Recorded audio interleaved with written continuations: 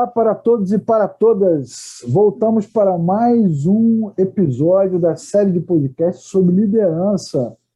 Olha que série surpreendente. A gente está fazendo aqui a série, eu e o Marco Cico. A gente nem esperava que fosse ter essa repercussão toda e que desse tanto pano para manga. Já viu que esses cursos de liderança que você faz aí de 2 horas, 3 horas, não rola, né? Para falar desse assunto, está aqui comigo o rei dos ganchos, o rei das embaixadinhas, o rei dos cruzamentos, o rei das assistências. Marco Cico. Isso aí. Legal, pessoal. Vamos que vamos. Mais um tema que muita gente, viu, Leclerc, perguntou para mim sobre, conforme foi vendo os podcasts, né? Alguns amigos vieram falar comigo, mas cara, se puder falar alguma coisa sobre a atuação do Espírito Santo, tal. Eu falei, não, vamos. Como nós não tínhamos terminado de gravar, né? Estamos gravando aí até onde vai. Eu falei, não, vamos falar assim, vamos bater esse papo e hoje é o dia. Hoje é o dia que nós vamos quebrar os falsos ensinos aí, né? Como diria, né, o puxador de escola de samba, né? Chegou a hora. Chegou! Chegou a hora. Isso, estamos aí no podcast número 8. Se você chegou até aqui porque está inscrito no canal, seja bem-vindo, muito obrigado. Nos ajude compartilhando esse conteúdo e também mandando as suas reclamações, sugestões, né, comentários, receitas, né? Receita de rabanada, é tudo de bom, manda. Mande as suas ofensas também, né, Leclerc? Ofensas, xingamentos. ofensas em línguas espirituais. Queremos ver essas aí que são. Aí eu quero ver. Aí eu quero ver. O Marco Cico, que está aqui do meu lado, na verdade, né, ele tem esse dom de interpretação de línguas espirituais. Ele vai dizer o que significa. Hoje, você já percebeu aí com todos esses comentários e piadinhas infames, que o tema deste podcast é o papel do Espírito Santo na liderança. Charamanaias, irmão, né? Charamanaias. Eu acho que a gente pode já começar dando aquela voadora, né? Olha, é o seguinte. O pessoal fica aí mistificando, né, o papel do Espírito Santo numa liderança, porque existe uma cultura muito zoada dentro da nossa igreja que diz o seguinte: não, o cara é empoderado, ele recebeu uma unção especial, o Benihim veio e colocou e passou a unção para esse cara, aquela história da transferência da unção. E eu queria começar, Leclerc, essa nossa conversa com 2 passagens bíblicas, né? Antes de você ler a passagem bíblica, uma pergunta: você já viu o Benihim ao vivo, cara? Não tive esse desprazer de vê-lo ao vivo, não. Eu já assisti o Benihim ao vivo. Eu conheço pessoas que assistiram e que falam do negócio de cair na unção.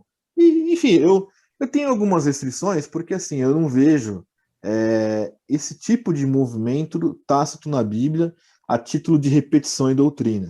Mas eu não vou aqui invalidar que possa ter sido por alguma razão. Independentemente da experiência, eu acho que a gente pode começar o podcast, você vai ler os textos, dizendo o seguinte, que as lideranças que se autoproclamam escolhidas por Deus para realizar coisas sobrenaturais, elas trabalham basicamente com uma única ferramenta, que é a confusão. Porque nesses eventos, eu já estive em vários, né? Já vi vários desses grandes pregadores durante muitos anos, você fica confuso. O Morris Cerulo, antes de morrer, ele veio ao Brasil algumas vezes, né? Eu ia falar uma coisa, nem vou falar, mas deixa eu falar. O Morris Cerulo teve no Brasil algumas vezes, ele sempre vinha com um maestro dele, um organista, tecladista lá. Rapaz, o cara... Que era um cara que... O cara criava a atmosfera, e aí você, na hora, você fica bolado. Vamos usar uma palavra assim, bem bíblica. Você fica bolado.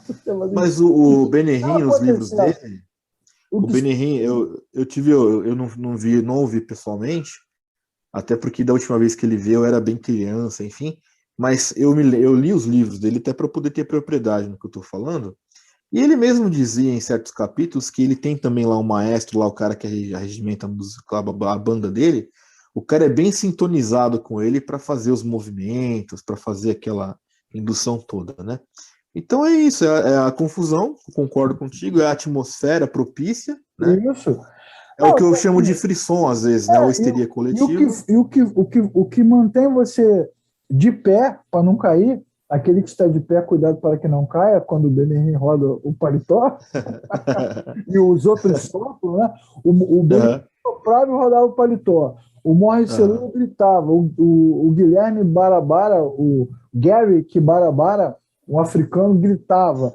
Esses caras gritam, tá? O que mantém você de pé é a clareza. Quando você sai da sua igreja local, agora eu estou falando com você que está assistindo, você sai da sua igreja, uma igreja que não é bíblica, onde a palavra de Deus não é ensinada, e você, como cristã, também não exerce o sacerdócio universal, você também não lê a Bíblia. Você só fica reproduzindo pregação bíblica de WhatsApp. Então você também não tem certeza de nada. Aí quando vem o maluco lá do paletó, sopra, ou os caras da revelação, que agora tem live no Instagram de revelação, né, Silvio? Live com Pix também. Né? Com Pix e revelação. Você fica confuso. Sim. E na dúvida, a magia domina. Colocar. E aí que eu acho que é severo no que a gente fala sobre liderança, eles tentam associar que o líder cristão, ele necessariamente ele tem que ter uma experiência acima da média, se é que há essa nomenclatura acima da média para uma experiência com o Espírito Santo. Né? Exatamente. E aí ele tem que ser o super ungido, tem que ter ido não sei aonde buscar unção de não sei quem, ou ele só é capacitado a fazer algo se ele receber a super unção, né? Tipo um raio do Shazam. Cai um raio do Shazam em cima do cara, aí sim ele é super ungido. Então, eu queria ler duas passagens. A primeira está lá em 1 Coríntios, capítulo 12, a partir do versículo 4, que eu vou ler para vocês aqui, e vou até o versículo 11, tá? Então está dizendo o seguinte: ora, os dons são diversos, mas o Espírito é o mesmo. E também há diversidade nos serviços, mas o Senhor é o mesmo. E há diversidade nas realizações, mas o mesmo Deus é quem opera tudo em todos.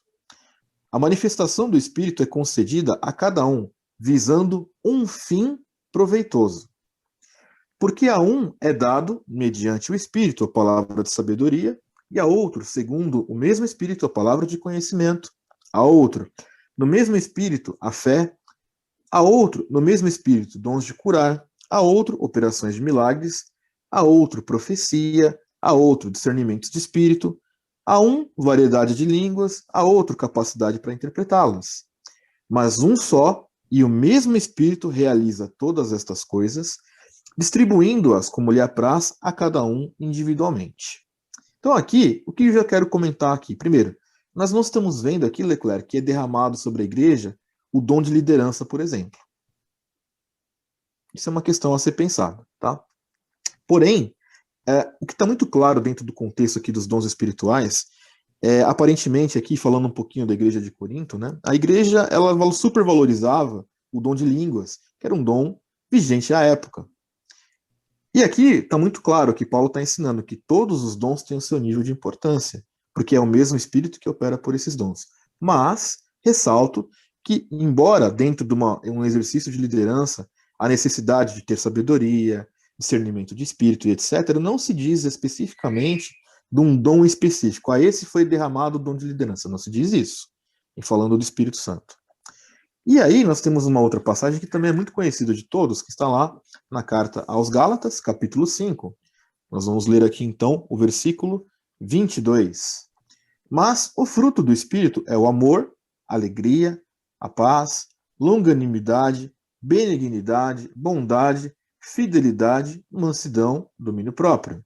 Contra estas coisas não há lei. E os que são de Cristo Jesus crucificaram a carne com as suas paixões e concupiscências.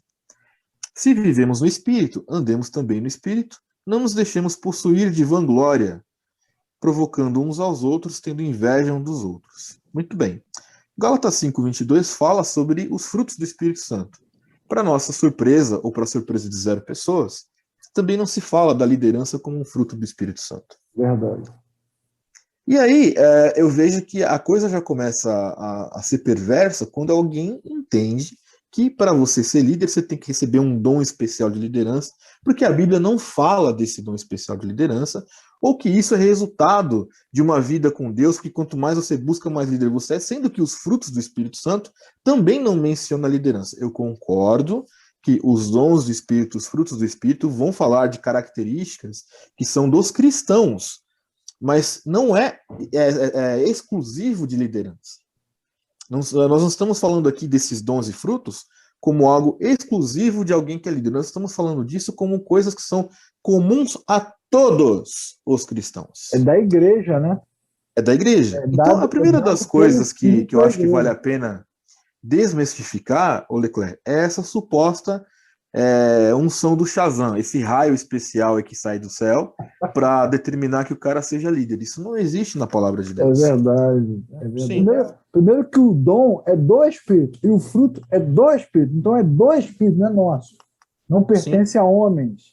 Exato. Não pertence, não é propriedade. Que tem gente que acha que mesmo depois de muitas loucuras, né, ainda mantém capacitações espirituais. Mas... E olha só, o texto bíblico, Leclerc, diz o seguinte: o Espírito dá esse dom como lhe apraz. Ele faz o que ele quiser, ele dá para quem ele quiser o dom. Porque é ele que comanda a igreja, né? E quando a gente fala de igreja, obviamente não estamos falando de instituição, mas do corpo de Cristo. E aí é do Espírito e é para a ação do Espírito na igreja. Então é dado pelo Espírito a quem ele quer na igreja. O que é legal também a gente perceber é que a diferença entre dom e fruto, né?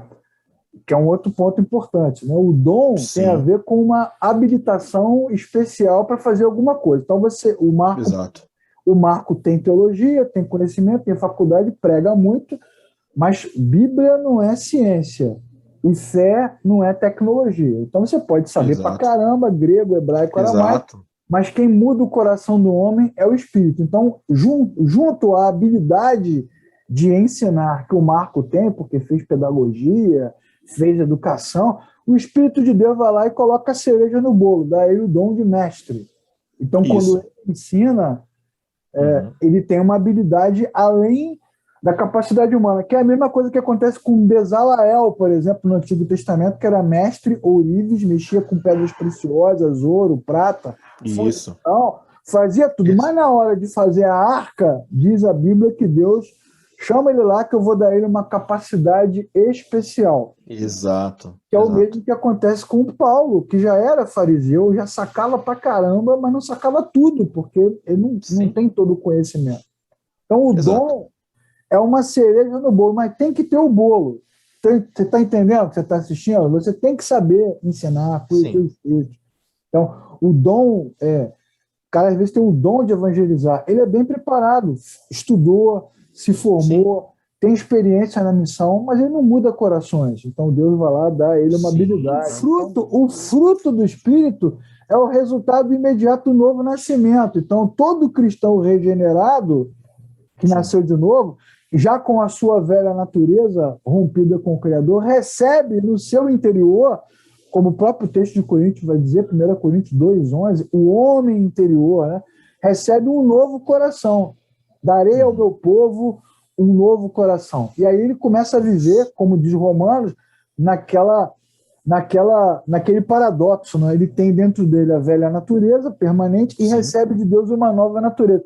A velha natureza, que é o velho Leclerc e o velho Cico, tem inclinações que são pecaminosas, carnais.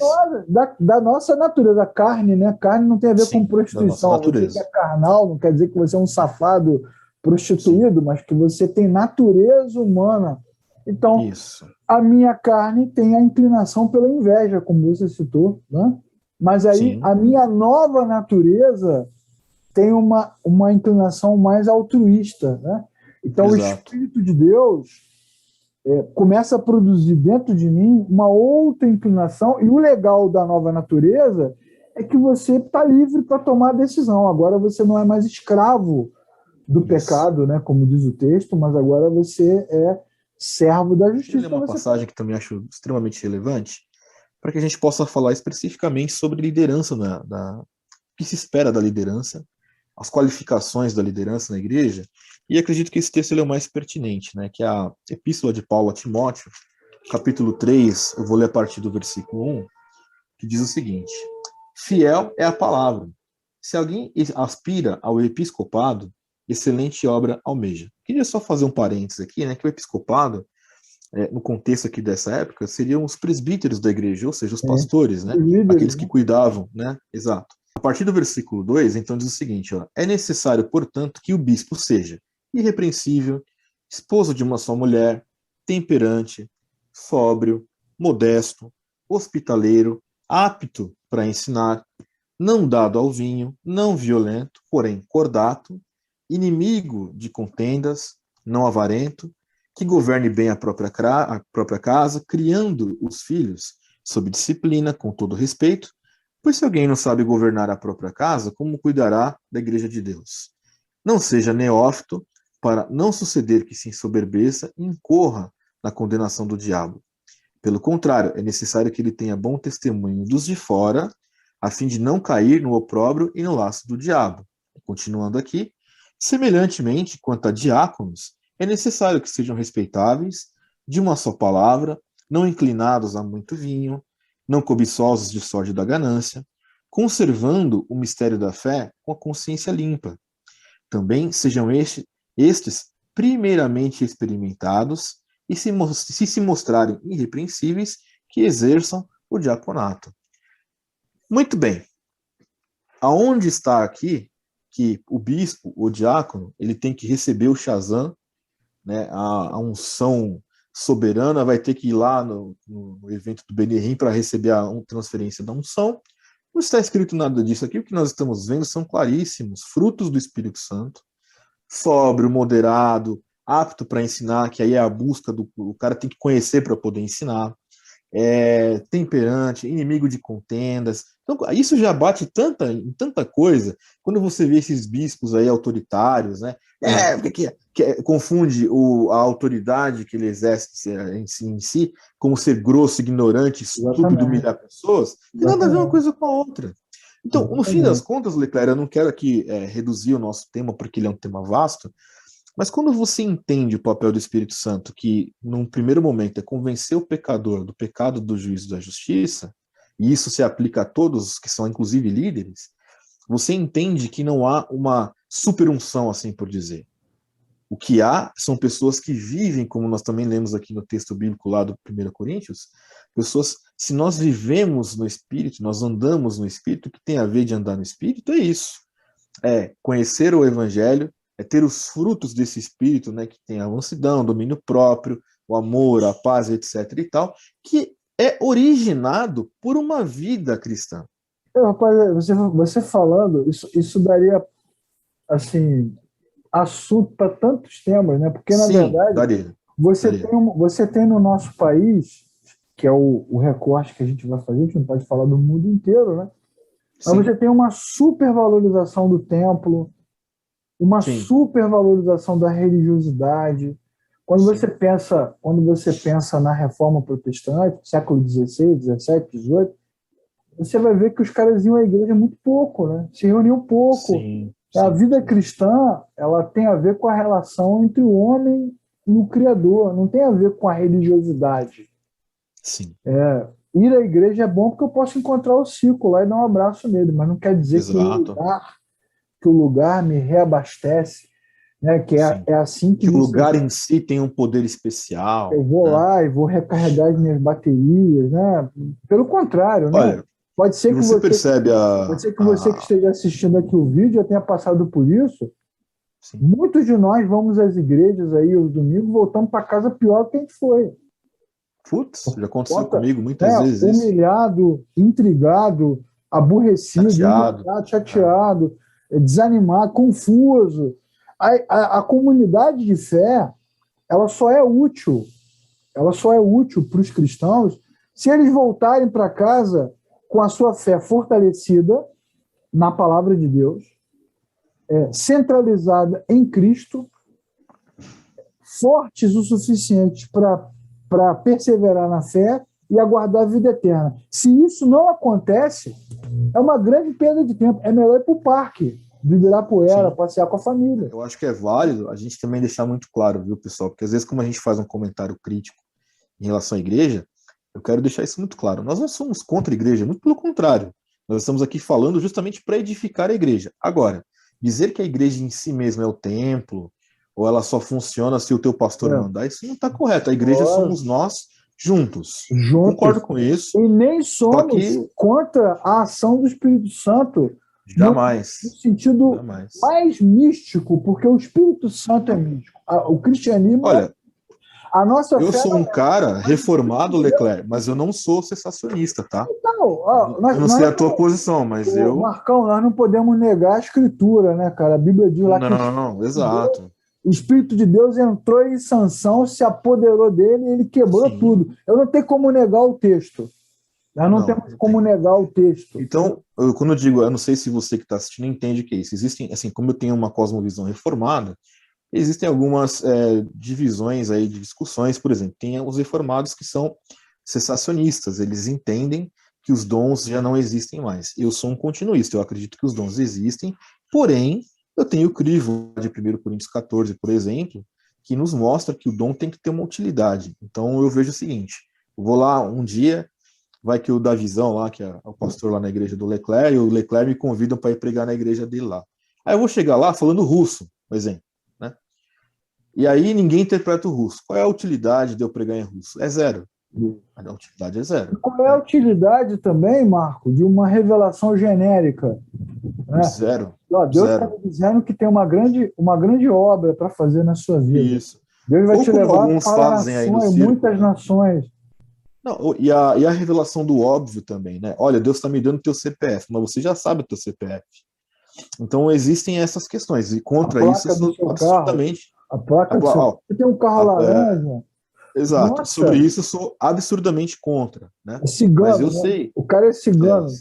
Isso, um tarólogo, né? Só que ele usa a Bíblia como a base do entendimento dele. Isso daí, obviamente, eu sou contra. Porém, eu sei sim que o Espírito Santo se move até hoje, porque o verdadeiro milagre que ocorre nas igrejas evangélicas, que são de fato igrejas, é justamente a conversão do pecador. Esse é o milagre que nós experimentamos todos os dias quando estamos numa comunidade local, ou às vezes que experimentamos isso, e que para muitos é desvalorizado, porque para muitos o milagre é só a super demonstração de poder.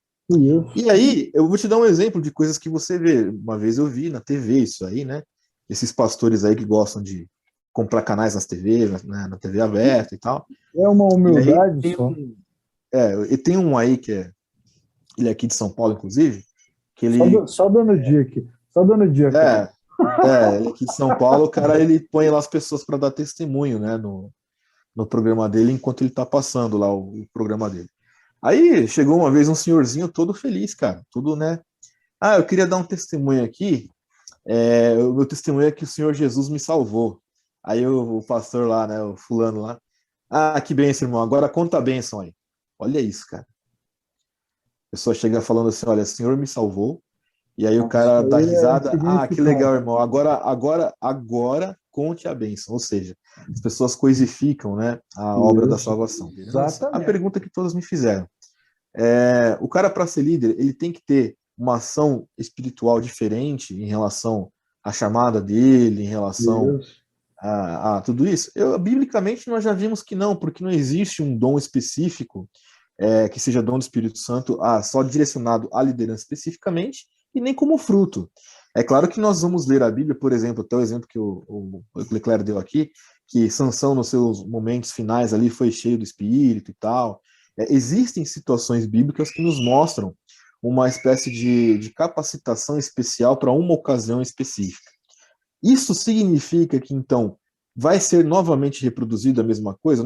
Vamos ter outro Sansão, por exemplo? Nós poderíamos fazer um talk show aqui, entrevistar Neemias, né, perguntar para ele se ele recebeu de Deus uma unção sobrenatural para construir o muro. Também poderíamos, nesse mesmo talk show, entrevistar Barnabé para saber se ele recebeu de Deus grandes revelações para ensinar os cristãos da Ásia, quando ele estava lá. Exato. O Leclerc deu um exemplo maravilhoso aqui sobre Barnabé, que foi, na Bíblia fala pouco dele, mas que foi um cristão de extrema relevância para o Evangelho. Eu vou te dar um exemplo. Nós temos lá em Atos a treta de Barnabé com Paulo a respeito de João Marcos, por exemplo. E, para quem não sabe, esse João Marcos, ele foi o autor do Evangelho de Marcos. Olha o tamanho da relevância que Barnabé teve para a história da igreja. Então, você percebe que Barnabé não há sequer uma vírgula dele falando que ele recebeu uma unção especial. Essa mistificação da liderança, nós já até falamos sobre isso em outros podcasts. A supervalorização do poder. Quanto mais poderoso o líder no Antigo Testamento, principalmente, temos um podcast só sobre isso, né, modelo de liderança do Antigo Testamento, menos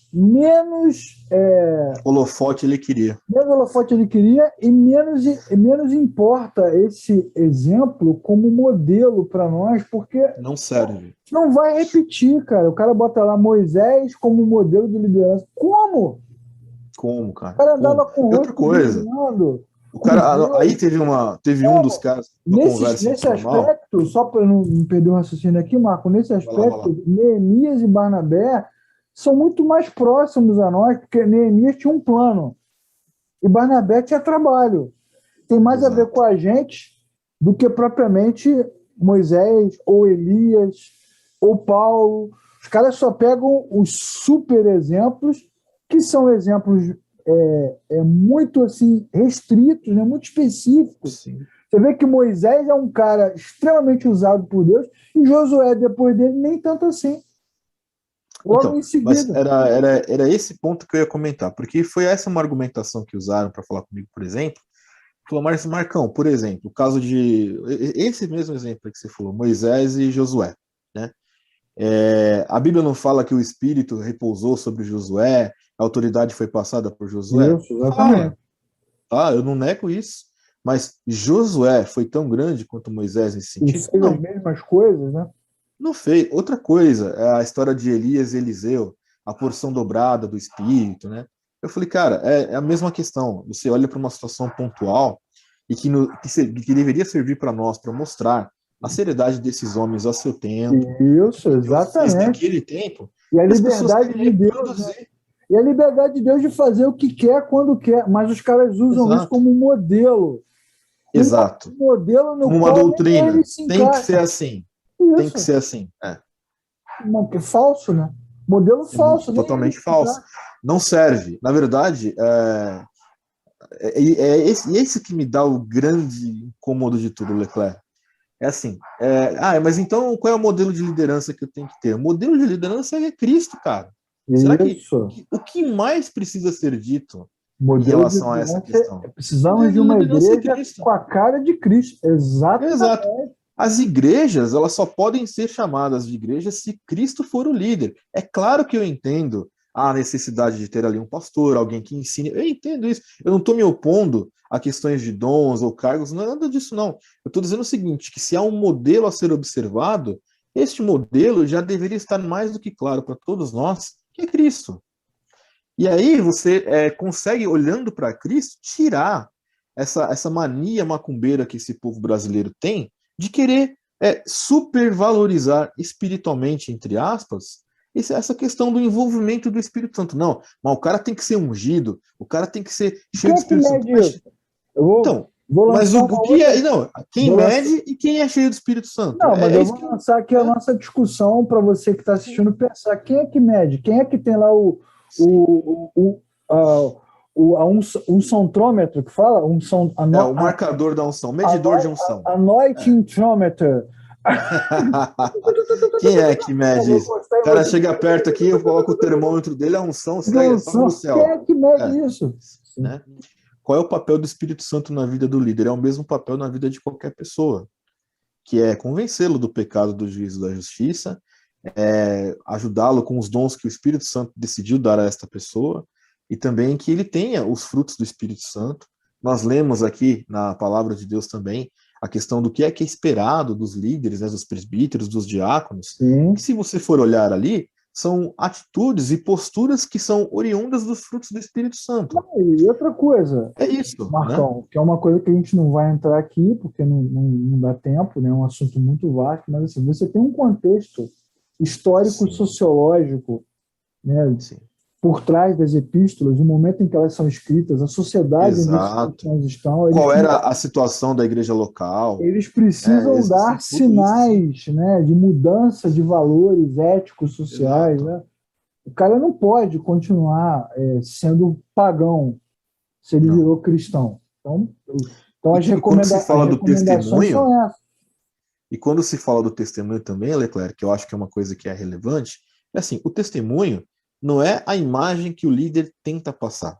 Não é isso. Existe também essa glamorização. Um cara que está preocupado com mídia social, que quer aquela legião de milhões de seguidores, ele sempre vai pôr uma fotinha bonitinha, aquela posezinha com a mão cruzada com o relojão. Vai desse tamanho uma imagem, aqui. né? Ele constrói uma imagem em torno de si como super ungido, mas é no convívio, quando a gente fala de testemunho cristão, é no convívio da igreja que você sabe se o cara ele é um santo ou se ele é um demônio. Pô. E aí, esse é o crivo que nós temos que ter sobre a liderança. É que nem eu já escutei muita gente nas conversas de gabinetes pastorais falando que a pessoa ia 10 anos na igreja, o pastor chegava na igreja e não dava bom dia para ninguém, porque senão ele tinha que dar bom dia para 200 membros, e aí não daria tempo de pregar. A gente escuta essas coisas, né? Então você percebe que há uma vertente muito clara de tentar espiritualizar excessivamente a questão do papel da liderança. E também o que eu vejo que difere, talvez, ali no contexto de indivíduo, é o seguinte: o líder cristão, ele sabe que ele tem uma responsabilidade. É isso. Agora, essa responsabilidade também está sujeita à ação do Espírito Santo, como está as demais pessoas. Então, não existe olha, é como eu falei, não existe o Shazam espiritual para colocar o cara como líder. Isso não existe. Esse sincretismo que a gente tem no Brasil, esse sincretismo cultural e religioso, ele leva a uma compreensão muito equivocada sobre o poder, né? A ideia de poder na Bíblia é bem diferente dessa ideia sincrética, mística que a gente tem. Quando a Bíblia fala que Deus... Totalmente. Exatamente. O poder de Deus... Totalmente diferente. O poder de Deus está na sua soberania, está na sua glória, está na sua majestade, na sua providência, a capacidade de sustentar todas as coisas pela palavra do seu poder. Ele não precisa fazer força, fazer grandes demonstrações. Enquanto o inimigo de Deus e das nossas almas também, ele grita, faz barulho, tempestade, soco na mesa, empurra a porta, a Bíblia diz que Deus se move suavemente, né? Não, mas você sabe que tem uma galera que entende que o cara que dá soco na mesa, ele tá na unção. Então, é isso. Né? Quando Deus fala com Moisés, né? Fale com a pedra. E Moisés dá um pancadão na pedra e você não mandei você bater na pedra. Eu mandei você falar assim. Porque... E até por isso que ele não entra na Terra Prometida, né? Exatamente. Esse é o nível da exigência. Né? Esse é o nível da exigência. Porque o que Deus queria? Que o povo entendesse que a pedra liberou água porque Deus assim concedeu, não porque Moisés bateu nela. Não porque bateu lá, sim. O poder não está em Moisés, nem está no cajado, né? Porque imagina aquele cajado, né? O pessoal olhando para aquele... Então, imagina o cara lá segurando o cajado, né? No púlpito, levantando o povo... Não, hoje o cajado, ele ia ser objeto de comércio. De adoração. Porque os caras iam fazer o seguinte, ó, tá vendo? Esse aqui é o cajado que bateu na pedra e liberou a água. Então você vem aqui, você vai fazer o Pix de R$1.000, ou de R$5.000. Aliás, o Pix é do tamanho da sua fé. Se você fizer um Pix de R$10.000, você vai receber a abundância da água em 10.000 vezes mais. Os caras vão fazer isso. E aí, transformar esse cajado em objeto de adoração, sim. Vou te dar um exemplo simples, Marco, que é uma linguagem de igreja, né? Pouca oração, pouco poder. Muita oração, muito poder. Nenhuma oração, nenhum poder. Que poder? Que poder? E quem mede isso, né? O que é muito, o que é pouco. Que mérito é esse que você quer? Sim. O que você... Na verdade, eu podia perguntar, que poder é esse? Quem mede isso? Que mérito é esse? E o que você está procurando? O que você está buscando? O quê? O cosmos? Doutor Estranho agora? Não, é o Cavaleiro do Zodíaco, né? Tá queimando o cosmo até o sétimo sentido multiverso, para dar golpes na força da luz. Usa a força, Luke. O que é? O que o cara quer? A oração nunca foi uma ferramenta de poder nas Escrituras. A oração sempre foi a fala do coração quebrantado e contrito, que clama desesperadamente pelo único que pode socorrer. Eleva os meus olhos para os montes. De onde me vem o socorro? O cara não tem onde... Aí não ora. A gente não ora em busca de poder. Eu estou te falando isso porque eu vim de uma nasci, né? Depois eu saí, mas eu fiquei muitos anos no movimento pentecostal. O movimento pentecostal clássico, nem é o neopentecostal, o movimento pentecostal clássico, onde se valorizava muito isso, oração em busca de poder. Mas cadê o poder? E poder para quê? Né? E poder em qual sentido? Né? Que poder? Porque se é um poder que não transforma ninguém, exatamente. É igual a zero. Né? Exatamente. Nós também já falamos aqui em lives, podcasts, várias e várias vezes, que ficamos esperando durante a pandemia esses caras indo de leito em leito, de UTI em UTI, desentubando os entubados. Pode ser que alguém que nos assiste e fale assim, não, vocês estão falando isso aí, vocês não são nem crente, aquela conversa sempre, né? Tá bom. Verdade. Então, se esses caras são super ungidos mesmo, se eles receberam aí a super unção, né, o Shazam, por que se omitiram tanto em não ir curar as pessoas na pandemia? Exatamente. Porque se fosse verdade isso, não precisava nem de vacina, né, Leclerc? Para que vacina? Assim, não, tá ungido. Tá mandando fechar a igreja, nós não vamos fechar. Isso. Vamos fazer. Isso. E se você tem Covid, vem aqui, nós vamos. Que você vai ser curado. É simples assim. Simples assim. É bem simples, nós não estamos pedindo nada demais. Porque você que está assistindo o podcast, você precisa, deve, e é o que a gente recomenda, fazer autocrítica, cara, fazer a meia-culpa, fazer uma reflexão sobre as suas convicções, porque isso é uma narrativa. Exato. Esses caras aí que você falou de testemunho na televisão, conta bem essa. Nós estamos no século XXI, cara. Você filma com celular. A gente não vê nesses programas nenhum milagre real, tangível. Não vê. E olha, vou falar para você também, cara, que está nos assistindo. A perna aparecer nunca acontece. Nunca. Sim. Nunca. Isso. Eu tinha uma dor, né? Tinha uma dorzinha aqui, tinha um negocinho aqui. Mexe o braço. É sempre assim. Não tem nada, é tudo subjetivo. Não. E, cara, eu vou falar para você, Leclerc, deixo claro também aqui. Claro que nós cremos que Deus pode fazer isso, óbvio. Com certeza. Né? Mas, assim, até agora, esses que atribuem a si ser o dono do milagre, que falam que tem o dom de curar as pessoas e não sei o quê, nós não vemos milagre. É que nem o Leclerc falou. O cara chega lá e não tem o braço. Eu quero ver crescer o braço no cara. Não chega, não acontece isso. Né? E aí, eu não estou dizendo que não possa acontecer. Não. Eu acredito que Deus pode fazer isso muito mais. Mas até então... Né? E aí, o Leclerc, também é aquela questão, né? Você que está nos assistindo, pode ser que você esteja talvez frustrado, porque nós não falamos alguma coisa que você queira ouvir, e você está em busca desse Shazam aí, esperando que venha uma voz do alto e diga para você, olha, você está sendo chamado, e você vai para ser líder. E às vezes, cara, essa voz, teoricamente essa voz, é justamente a indignação que você tem de não querer servir mais a igreja ou servir a Deus de forma relaxada. Talvez seja esse. A voz que você precisa ouvir. Talvez, eu não estou dizendo que seja. Pode ser que sim. Né? Pode ser que você está esperando um superpoder do alto, sendo que Deus, o que Ele espera de você é que você seja firme e fiel, que você estude, que você vai ensinar as pessoas o evangelho. E pode ser também que você esteja querendo um argumento religioso para obrigar as pessoas a se submeterem à sua liderança, uma vez que vindo de Deus, quem que vai questionar? Né? Se Deus está escolhendo, né? Exato. E aí nós temos um problema, né? Aí nós teremos um problema.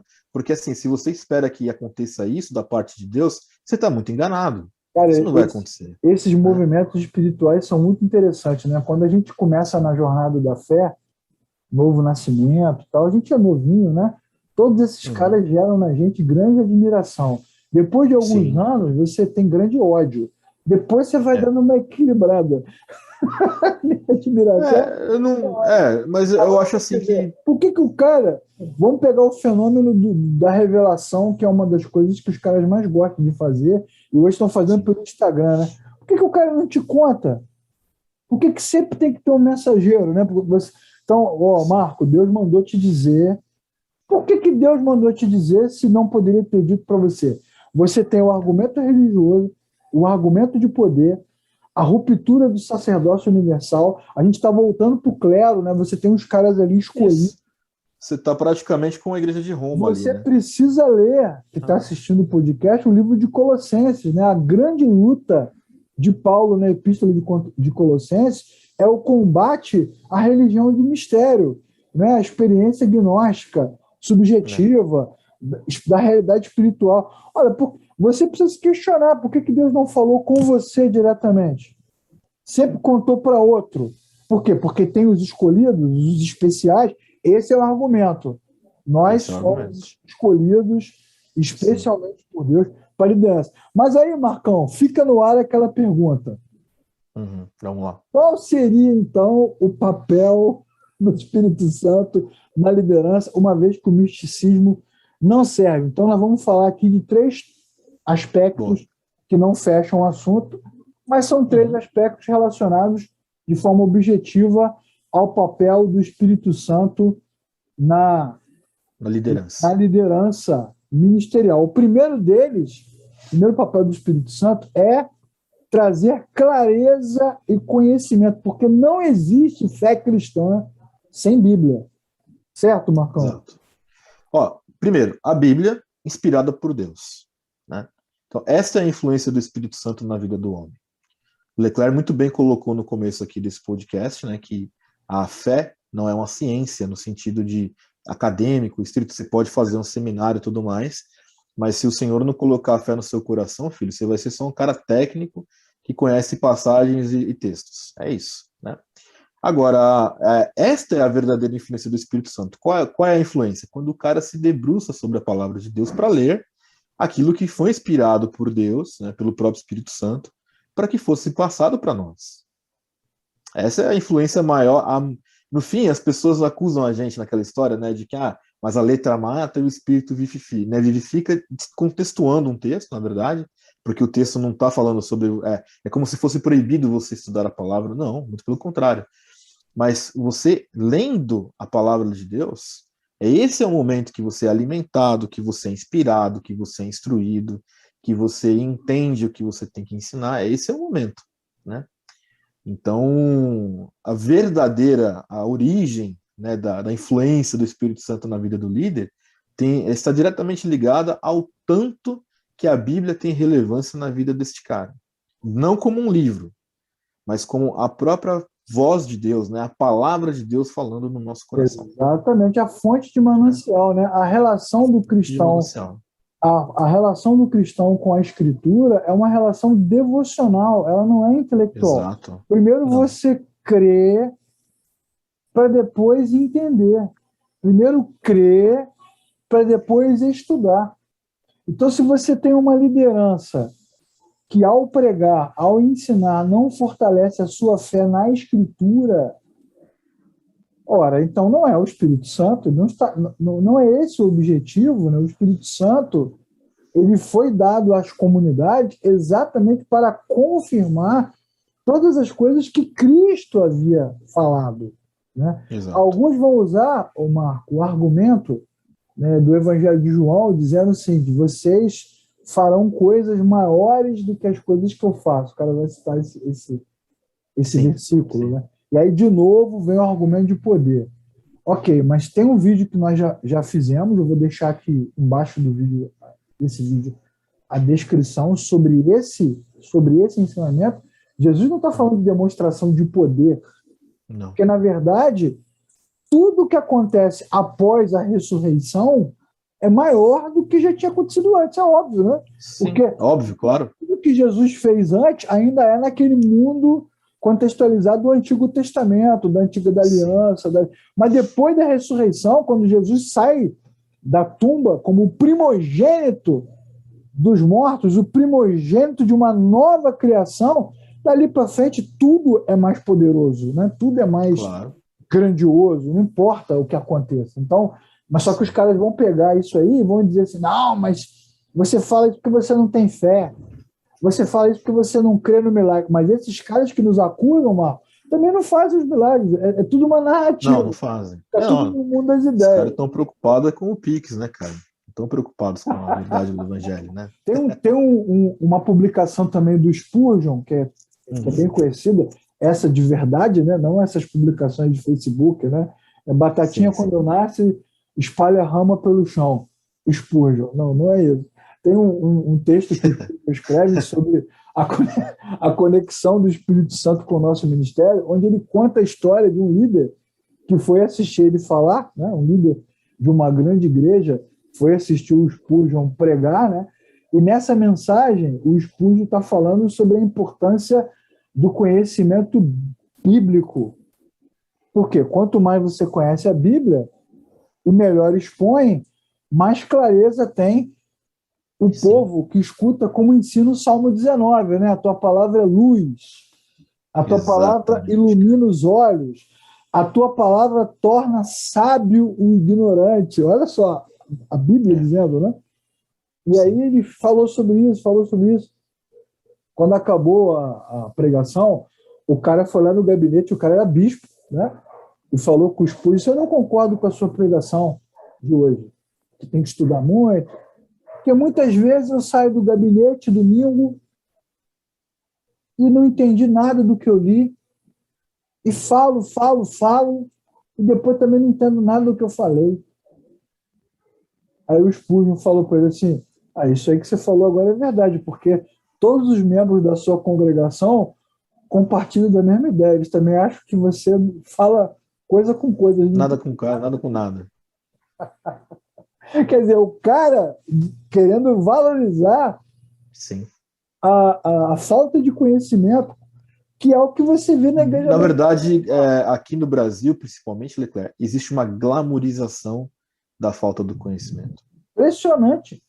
Porque o cara fala assim: eu não sei nem ler, mas o Espírito Santo me ensina tudo, eu prego tudo. Ele fala isso. Na cara de pau, sim, na cara lavada. E se conforma com isso e acha. Ou você que está assistindo receber isso na boa. É verdade, isso, né? É o Espírito Santo. Como? Como que o Espírito Santo, Marcos, fala através de um homem sem a Bíblia? Como? Não é cristianismo, né? E aí entra na questão do contraditório. Por exemplo, a questão das revelações. O cara fala: Deus está me falando uma coisa que vai em desacordo com a Bíblia. É Caramba. Deus quem está falando? Não é possível. Será que o Espírito Santo é tão burro que ele escreve uma coisa e depois ele fala outra? Será que? Né? Então, são coisas que dão uma tristeza absurda. Né? Você está sentado na igreja, você está assistindo aqui o podcast, o cara chega no domingo, ele ou ela, não importa, chega lá, pega o microfone: eu estava orando, hoje Deus me deu uma revelação sobre algo misterioso. Você tem que levantar e ir embora, cara. Na hora. Não há outra revelação senão a que está na Escritura. Ou então não é cristianismo. Pode ser outra religião, ok. Pode ser uma seita qualquer. Isso, mas dentro da fé cristã não tem outra revelação que não seja a própria palavra de Deus. Isso Verdade. É uma aberração. Aí o cara escuta isso. Né? Escuta isso e fala amém, na verdade. Né? Tem muita gente que fala amém, Leclerc. Fala amém, E o cara fica até arrepiado, né? Sente aquele frisson todo. Não, aí quando o cara fica arrepiado, aí ele fala: Deus está confirmando isso no meu coração. Um segundo aspecto que a gente quer considerar hoje é no sentido de que a palavra de Deus ela também dá sabedoria. Né? O Espírito de Deus age na liderança, uma vez que a liderança é sábia para botar em prática todos aqueles dons e características que você citou, né, Marco? Sim, claro. A leitura da Bíblia, a familiaridade com a leitura da palavra de Deus, é isso que nos faz andar com o Espírito Santo, porque o Senhor está falando conosco. Então, quando você tem esse hábito, dessa convivência com a palavra de Deus, você vai sendo confrontado, você vai sendo lapidado, você vai ter o que nós falamos aqui no primeiro ponto, que é a clareza para poder ensinar. Você vai entender o que Deus espera de nós como cristãos. Então, obviamente, você vai ter muito mais maturidade para poder servir a Deus. Essa é a grande questão. Né?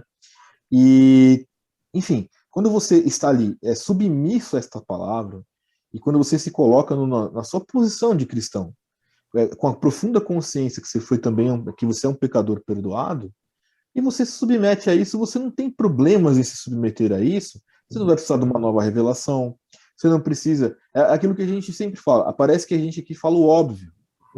Mas é o óbvio mesmo. Exatamente. É o óbvio. No fim das contas, o que nós estamos falando? Qual é o papel do líder? Como é que um líder ele é cheio do Espírito Santo? Ele é cheio do Espírito Santo quando ele valoriza a Bíblia. Para nós, esse é o passo número 1 do básico, do básico, do básico. A sabedoria ajuda o líder a não ser moralista, porque você não precisa ficar medindo a vida das pessoas. A própria palavra de Deus já é escandalosa, suficiente para deixar o cara inquieto. A palavra de Deus te ajuda a não ser espiritualizado demais a ponto de virar místico. Então, te dá ferramentas para usar diferentes linguagens, com diferentes públicos, a entender o seu tempo, que é um problema que a gente abordou aqui em outro podcast, né? Nós somos crentes desse tempo, não somos nem do século XVII, nem de 2030. Nem do século 100, exato. Exatamente, nós somos daqui, então ela ajuda você a ser ponderado, né? A entender o seu tempo, a ter equilíbrio nas coisas que você fala, como eu citei aqui o Salmo 19. Então, essa é uma ação do Espírito Santo. E a igreja tem essa característica, né, cara? Você tem ali uma comunidade, gente rica, gente pobre, PhD, né?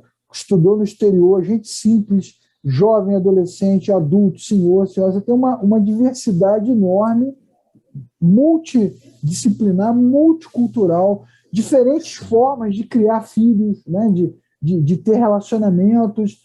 Então, a sabedoria do Espírito de Deus ajuda o cara a conduzir esses diferentes caras. Daí a importância da vocação, né? Porque sem vocação, né, você vai criando fórmulas, né? Vai criando modelinhos. Sim, mas essa sabedoria, Leclerc, quando nós entendemos, por exemplo, que a gente fala da convivência com a palavra, que isso vai trazer sabedoria para o cidadão, para a pessoa, enfim, você percebe que é isso que você disse. Essa sabedoria com a convivência bíblica, né, que é a convivência com o Espírito Santo também, te leva para um equilíbrio.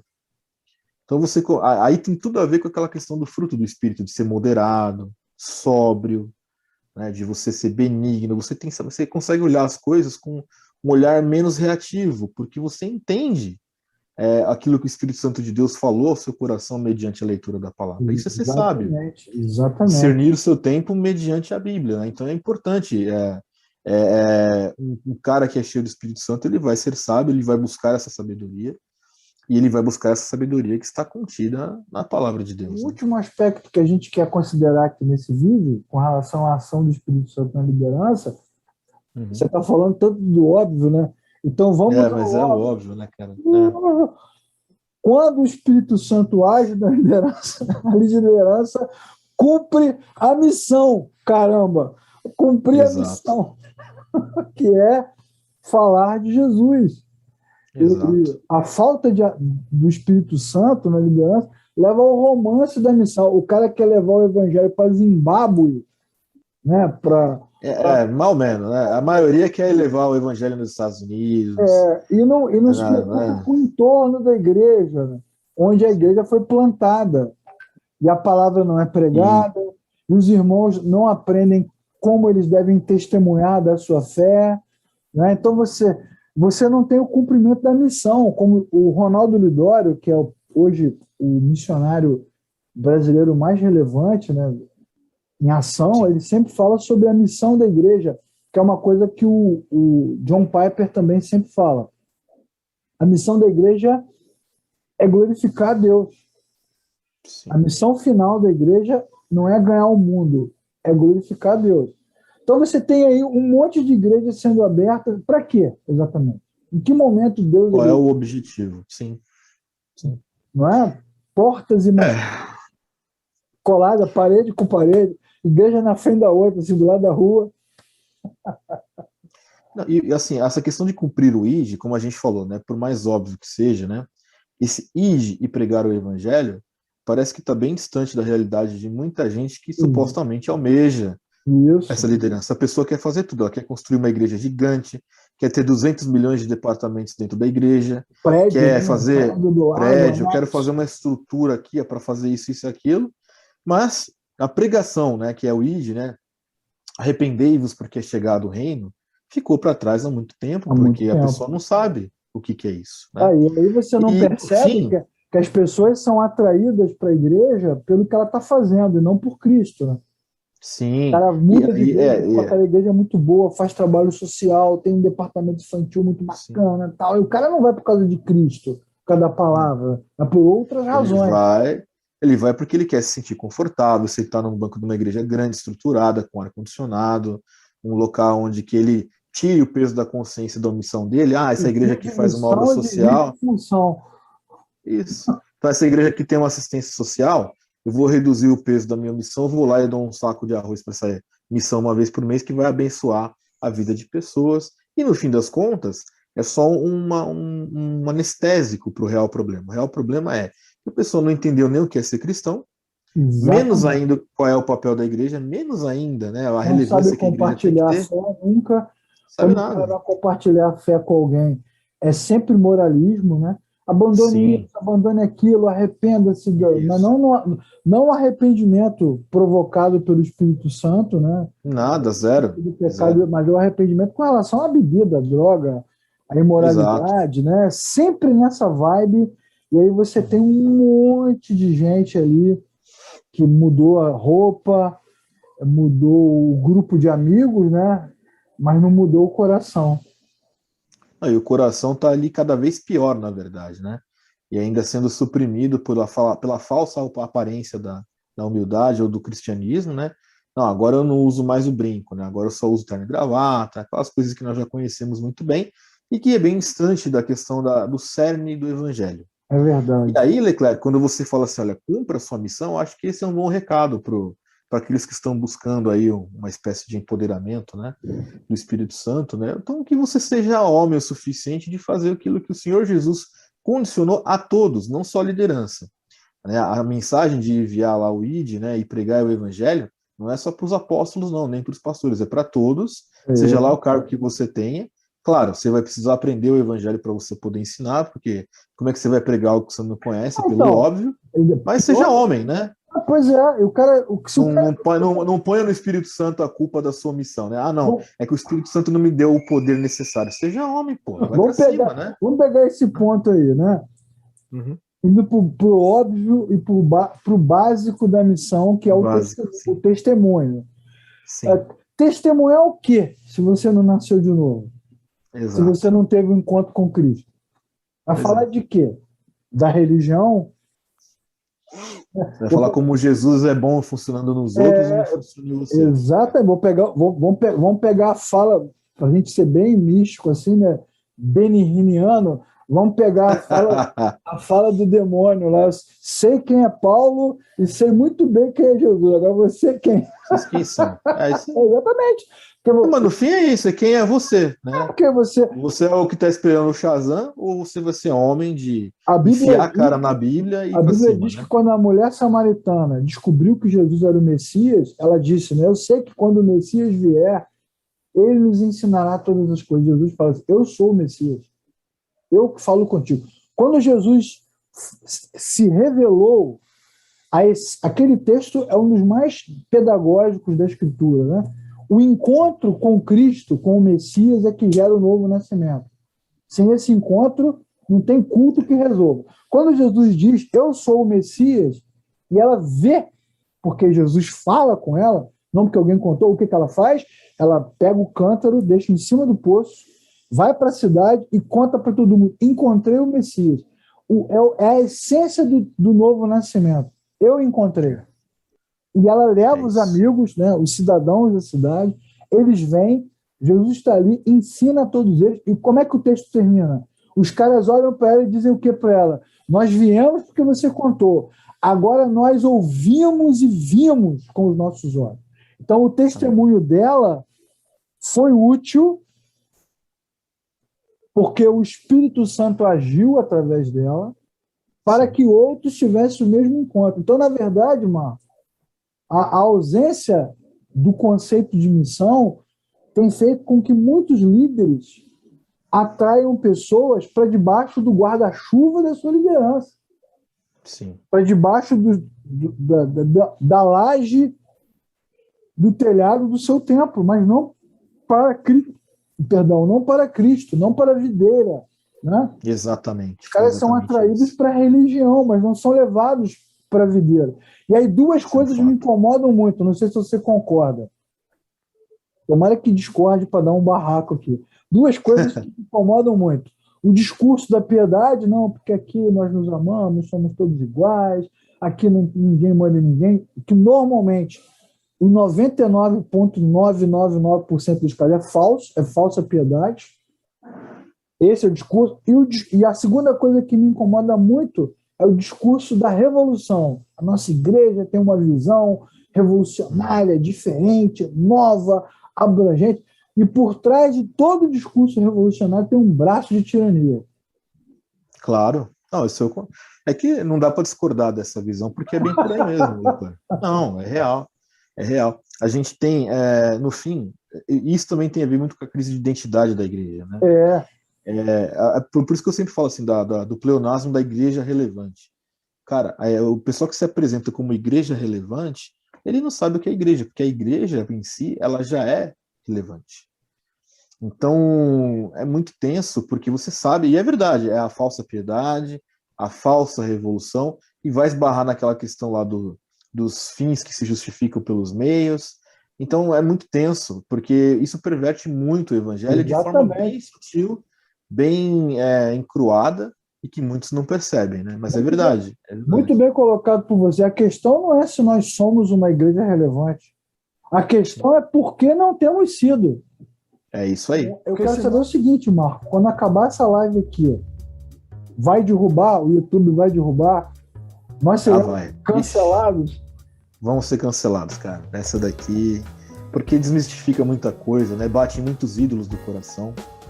Mas nós sabemos que a nossa intenção ela é muito boa, porque no fim nós só queremos as pessoas queremos que as pessoas, né, sigam o que está na Bíblia. Não é o que estamos falando nós aqui, né? Não é a partir do Marco, não é a partir do Leclerc, é o que está contido na palavra, que é o que a nossa igreja não está sendo relevante justamente porque não está obedecendo a palavra. Exatamente. Eu me levo no seminário, quantas e quantas vezes eu me deparei com cristãos já obreiros, estudando para assumir o ministério pastoral e nem crer na Bíblia, eles criam.